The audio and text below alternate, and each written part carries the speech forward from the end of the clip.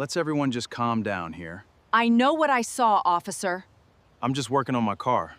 What seems to be the problem here? He doesn't belong on this property. Officer, I am just repairing... Saturday morning arrived quietly in a peaceful American neighborhood where perfectly trimmed lawns, quiet streets and expensive homes created the image of a place where nothing unexpected ever happened.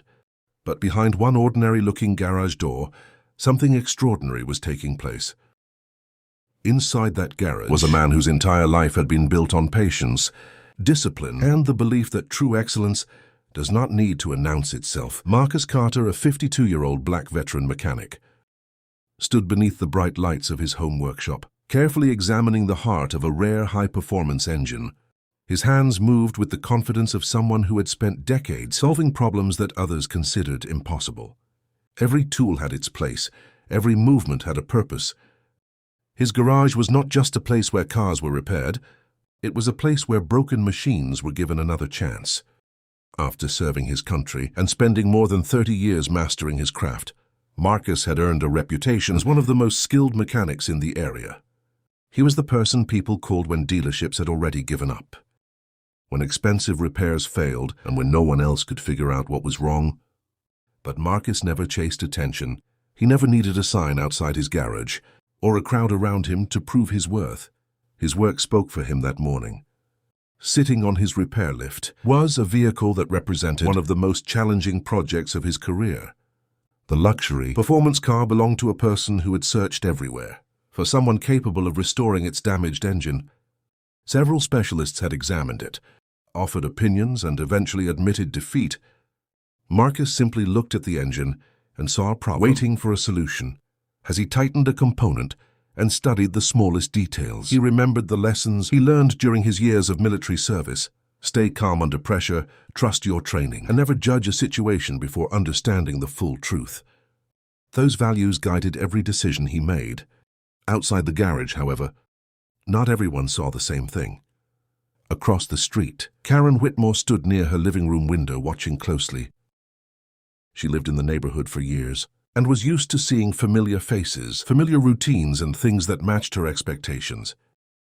But Marcus working on such an expensive vehicle in his driveway immediately caught her attention. She noticed the luxury car, she noticed the equipment, she noticed Marcus, but instead of seeing a professional with decades of experience, she began creating her own story about what she believed was happening. The reality was simple. Marcus was doing what he had done thousands of times before, using his skills to repair a vehicle that someone trusted him with. Yet assumptions have a way of growing when people choose suspicion over understanding. Inside his garage, Marcus remained completely focused. He carefully inspected the engine, reviewed his notes, and continued his work with the same professionalism that had earned him respect from clients, colleagues, and community members.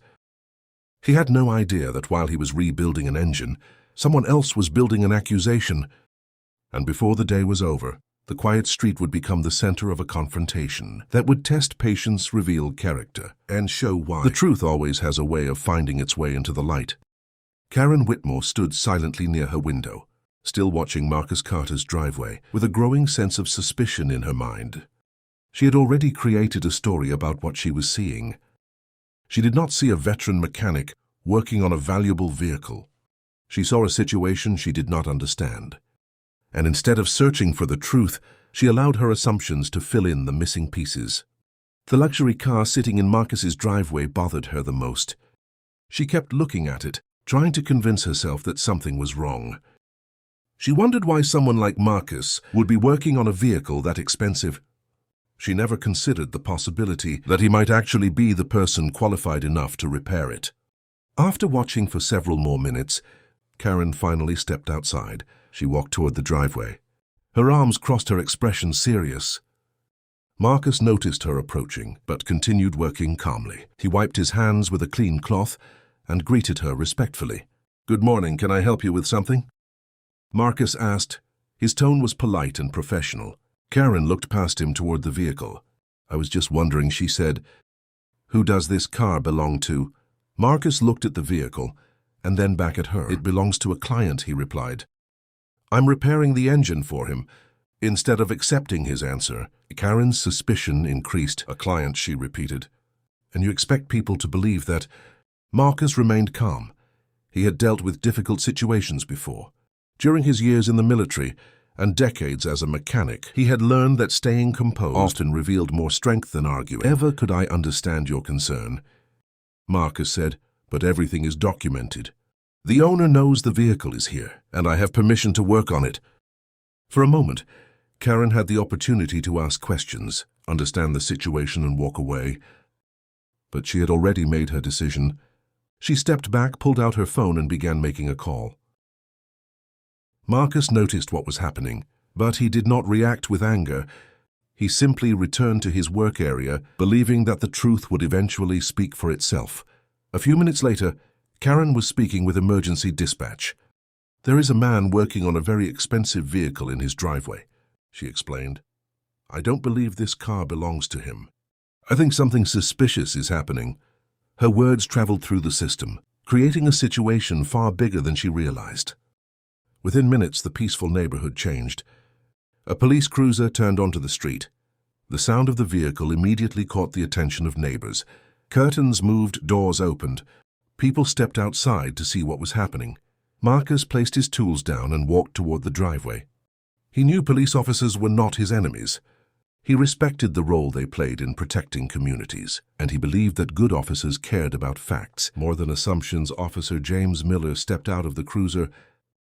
He was a professional officer who understood that every call had two sides. A complaint was not proof of guilt.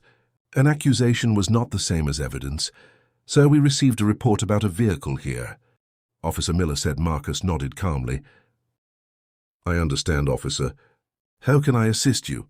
Karen stood nearby, watching closely.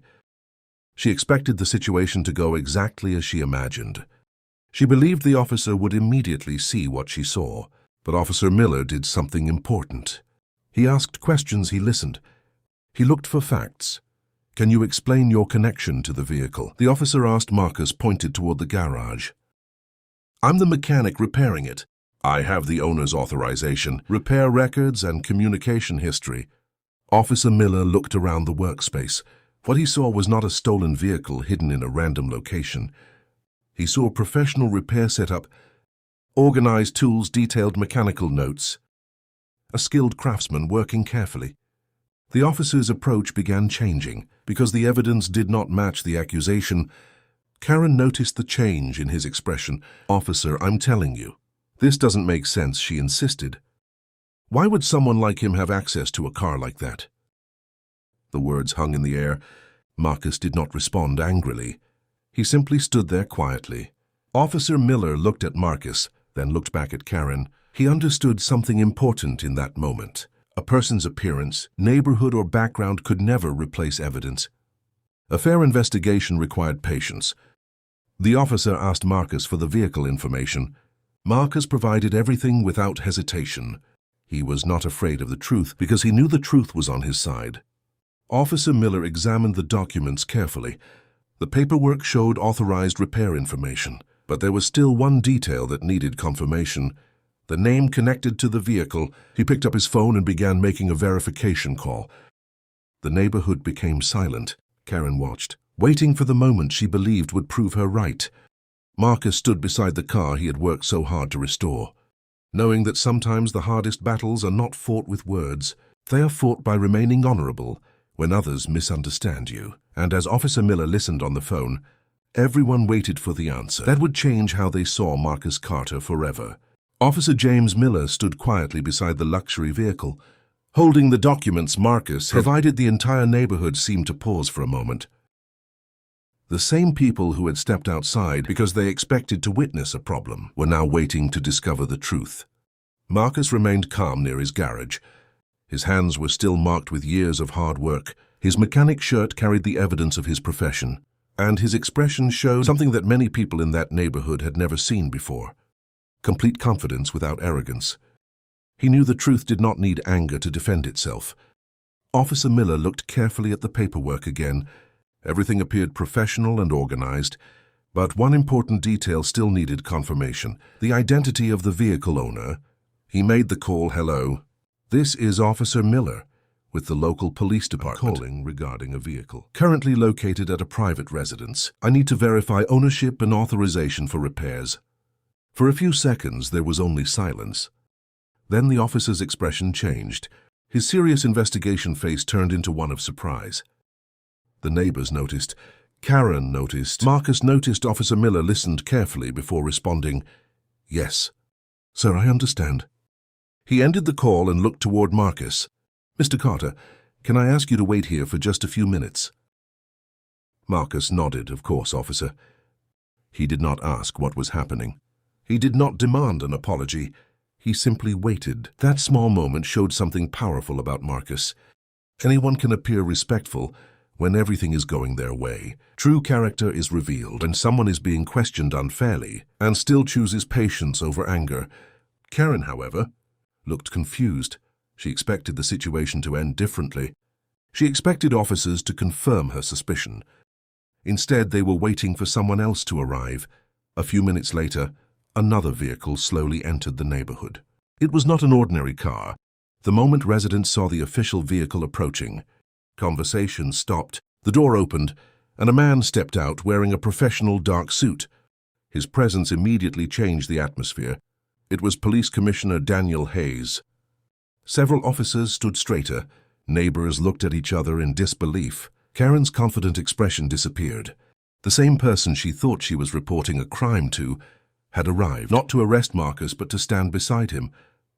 Commissioner Hayes walked across the driveway. His eyes went directly toward Marcus. "Marcus," he said with a smile, "I heard there was some confusion." Marcus smiled slightly. "Looks like there was, Commissioner." The neighborhood went completely quiet. Karen looked from Marcus to the commissioner, trying to understand what was happening. Officer Miller respectfully explained, "Commissioner, we received a report about the vehicle. Mr. Carter provided documentation, showing he was authorized to repair it." The commissioner nodded. "I expected as much." Then he looked around at the people watching. "This vehicle belongs to me." A wave of surprise moved through the crowd.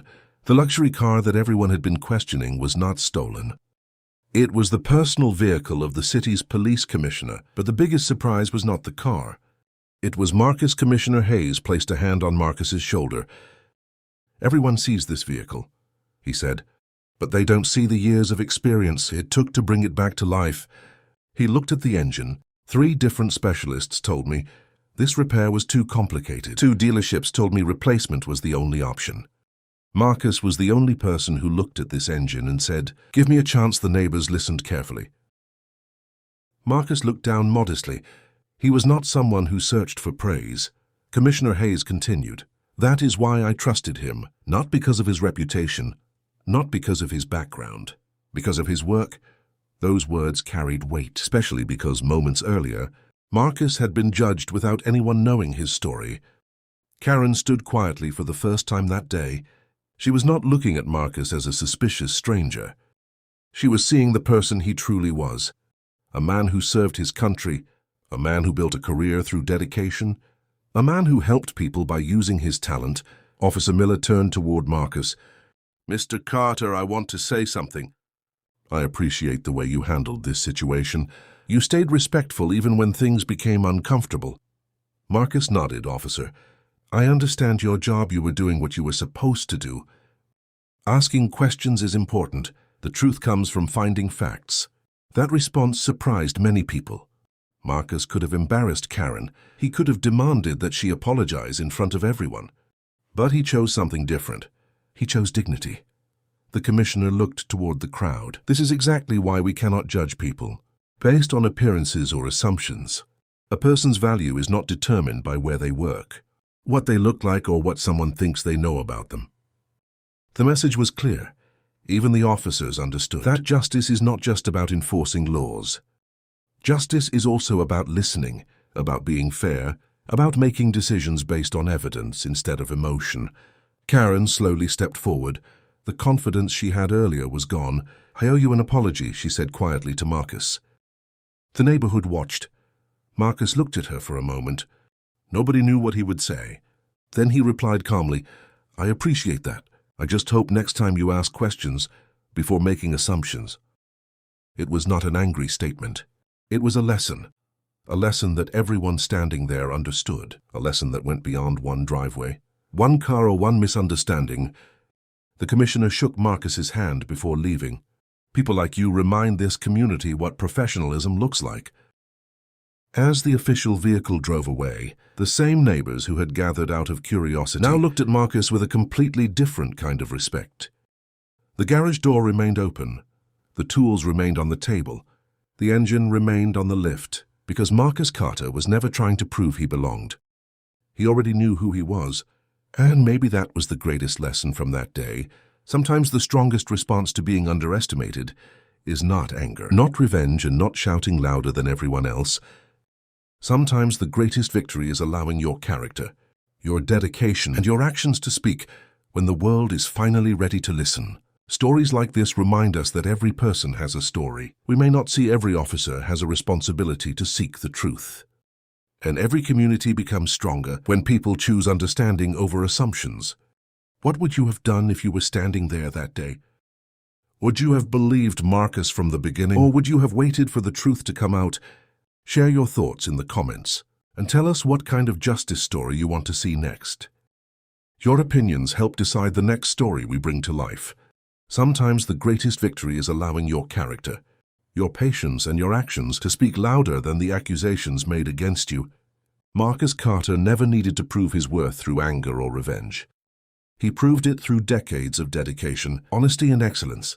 What started as a painful moment of judgment became a powerful reminder that the truth cannot be hidden forever. A false accusation may create noise for a moment, but integrity creates a legacy that lasts a lifetime. The officers who arrived that day did more than investigate a complaint. They showed the importance of fairness, patience, and seeking facts before making decisions. True justice is not about taking sides. It is about discovering the truth. Karen's mistake was not only misunderstanding a mechanic. It was forgetting that every person has a story, a journey, and a value that cannot be measured by appearances.